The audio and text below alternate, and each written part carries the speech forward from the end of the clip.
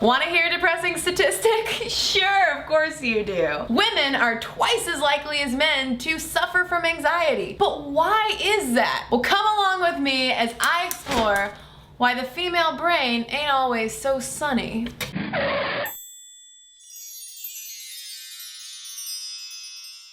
What's going on with all of this? Because if you take a boy and a girl, age 11, their chances of suffering from some kind of anxiety disorder are equal. But you take that same pair, move them up 4 years to when they're both 15 years old, girls are 6 times more likely to be suffering from some kind of clinical anxiety. So the big question for scientists out there studying mental health is whether or not it's nature or nurture to blame for the fact that women are so much more prone to developing anxiety and possibly a co-occurring depression. So according to the Anxiety and Depression Association of America, estrogen and progesterone, which are the two female hormones, might make our fight or flight stress response a little bit more sensitive, which manifests in these higher levels of anxiety. Similarly, some think that female brains don't process the calming hormone serotonin as effectively. So our stress response, that fight or flight in us, once it gets tripped,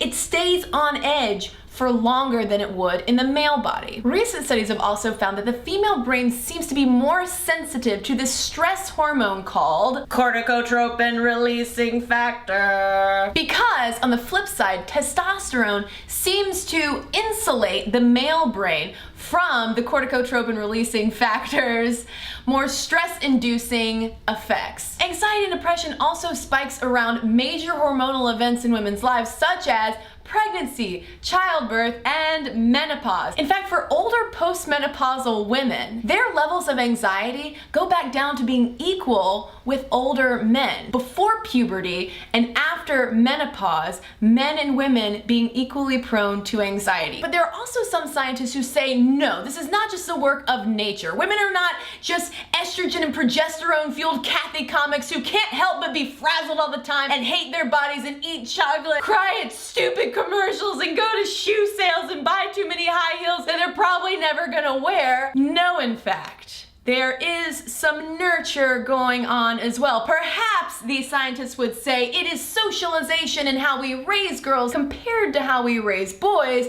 that is setting them up to be more anxious and possibly more depressed. One psychologist refers to this as the skinned knee effect. In other words, when I was a girl and I would skin my knee, I could run to my mom and be like, Mom, I've skinned my knee. And she would be all like, oh honey, let me make you some ice cream. You're such a delicate flower, just sit there. Oh, the blood and the gore. Actually, my mom wouldn't do that, but you see what I mean. Girls are a little bit more coddled. Whereas if, say, my brother were to skin his knee and he'd go and be like, Mom, I skinned my knee. And she would be like, oh, you are a boy. That's not even enough blood. Go out and skin it again and come back in, okay, so I can see it. Boys get the coping strategies, whereas girls get periods at puberty. And later in life as well, some psychologists say that because women tend to be the caregivers, we see more, for instance, stay-at-home moms than we would stay-at-home dads. When it comes to aging parents, it is the older daughters who will take them in more so than the older sons.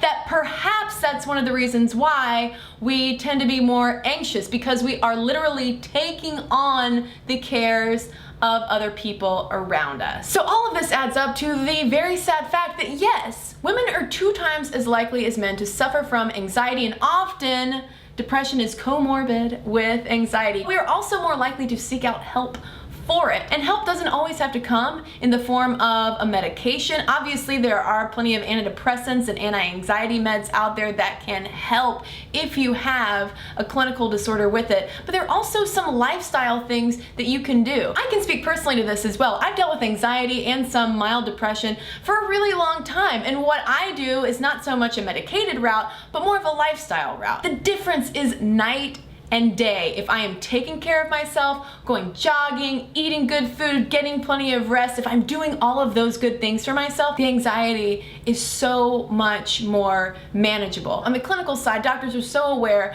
that women are more prone to anxiety, that they are paying more attention to it. Treatment is available. We don't have to see doctors or pop pills all the time in order to make the world livable with anxiety. There's a lot that you can do. And obviously, if you're dealing with major depression, you might need to go see a doctor. But when it comes to day-to-day anxiety, I cannot stress enough from personal experience. All that lifestyle, hippy-dippy kind of stuff about take care of your body, drink lots of water, eat good food, laugh a lot, it really does add up to better mental health. This was actually a requested topic. I tossed out the idea to do a video on gender differences in anxiety and depression, so I hope for viewers out there this was informative for you. For people who do suffer from anxiety and depression, does any of this resonate with you? What do you do to manage your mental health? 40 million Americans suffer from anxiety.